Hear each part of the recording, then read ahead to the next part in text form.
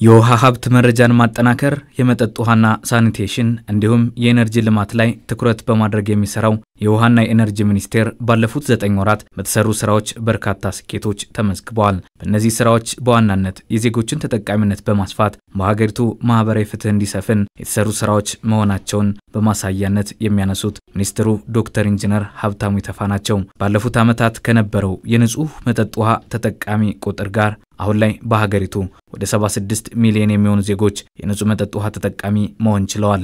ባለፉት 9 ወራት በፊት ከነበረው ላይ ተጨማሪ አሁን ያመጣን ያለ ነው የውሃ ተጠቃሚ ቁጥር ወደ 76 ሚሊዮን ህዝብ ማድረስ ችለናል ማለት ነው።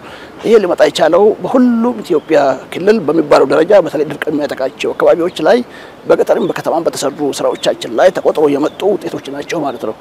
ይሄንን ስኬት አምና ካቸምና ብናይ በጣም በየአመቱ መሻሻል የመጣበት ፕሮጀክቶች በጊዜ መፈጸም መቻላችን ዜጎቻችን ቀጥሎ ማድረስ መቻላችን ትልቅ ስራዎች ማሳያዎች ናቸው። ይሄንን በ9 ወር ውስጥ ከመጠጥ ውሃ አኳያ እናየዋለን። በቀጣይ ለሚሰሩ ፕሮጀክቶች ከመረጃ በመነሳት ለተግባራዊነታቸውና ስኬቶቻቸው የውሃ ሀብት መረጃ አያያዝን በተመለከተ ሚኒስቴሩ ባለፉት 9 ወራት በርካታ የከርሰ ምድርና የገጸ ምድር ውሃ ሀብትን በአግባቡ የመለየት ስራዎችንም ሰርቷል። በከርሰ ምድር ላይ ወደ 26% አካባቢ ላይ ያሉ መረጃዎችን ማዘመን መረጃዎችን ማወቅ መቻል ትልቅ ስኬት አላቸው።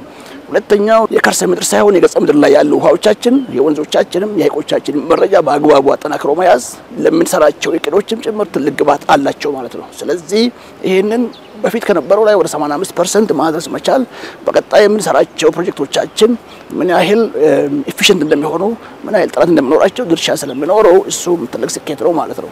ከኃይል አቅርቦት ጋር በተያያዘ ከዋናው ኃይል ማስተላለፊያ ወይም ግሪድ ርቀው የሚገኙ አካባቢዎችን የኤሌክትሪክ ተጠቃሚ ለማድረግ በርካታ አማራጮችን በመጠቀም በተለይም ከፀሐይ ኃይል በማመንጨት ዜጎችን ተጠቃሚ ማድረግ ተችሏል። ትልቁ ኢትዮጵያ ውስጥ ያለው የሰዎቻችን አሰፋፈር ከዋና ግሪድ ማስገባት በጣም አስቸጋሪ ሆነ። በጣም ራቅ ያሉ አካባቢዎች ስላሉ በጣም ራቅ ያሉ ቀበሌዎች ስላሉ እንዴት አድርገን ዜጎችን ተጠቃሚ እንደምናደርግ በኦፍ ግሪድ ቴክኖሎጂ ላይ በጣም ብዙ ስራዎች ሰርተናል ማለት ነው። በተለይ በሶላር ላይ የተሰራ ስራ በጣም ስኬታማ ስራዎች የታዩባቸው በምንም ተአምር መብራት ማግኘት የማይታሰብባቸው ቦታዎች ላይ ራቅ ያሉ መንደሮች የሶላር ኃይል ተጠቃሚ ማድረግ ተችሏል።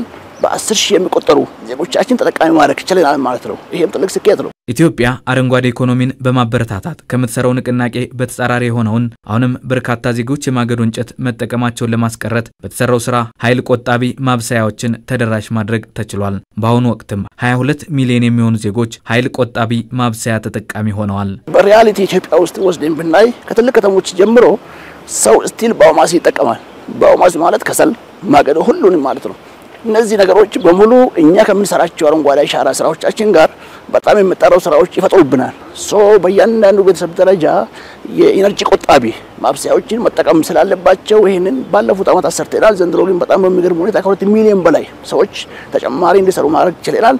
እንደ ሀገር ወደ 22 ሚሊዮን ዜጎቻችን በዚህ ደረጃ ላይ ተጠቃሚ ሆነዋል ማለት ነው።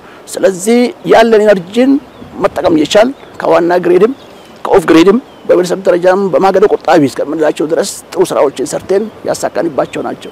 ግድቤን በደጀ በሚል መሪ ሐሳብ ድርቅ የሚያጠቃቸው አካባቢዎችን በመለየት የዝናብ ውሃን የማሰባሰብ ስራ ውጤታማ ተግባራት ተከናውኗል። ከማህበረሰቡ በተጨማሪ ወደ 200 በሚሆኑ ትምህርት ተቋማት ላይ በተሰራው ስራ 170 ሺህ የሚሆኑ ተማሪዎች ውሃን በቀላሉ እንዲያገኙ ተደርጓል። ከዚህ በፊት የአርብቶ አደር ልጆች ትምህርታቸውን አቋርጠው ሲቸገሩ አሁን እንደዛ ነገር አይደለም። ያ ታሪክ ተቀይሯል። ከየት ነው ያመጣነው?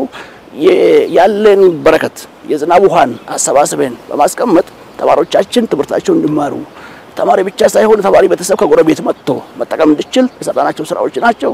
እነዚህ ተደማምረው በኢትዮጵያ ውስጥ የነበረው ኢፍትሃዊ የመሰለማት ስርጭት የነበረው ጭምር ባላንስ አድርገው ሁሉም ዜጎች ተጠቃሚ መሆን እንዲችሉ በኢነርጂም በውሃው መረጃውም ስንሰራ ቆይተናል። ይሄ ትልቁ ስኬቶቻችን ናቸው።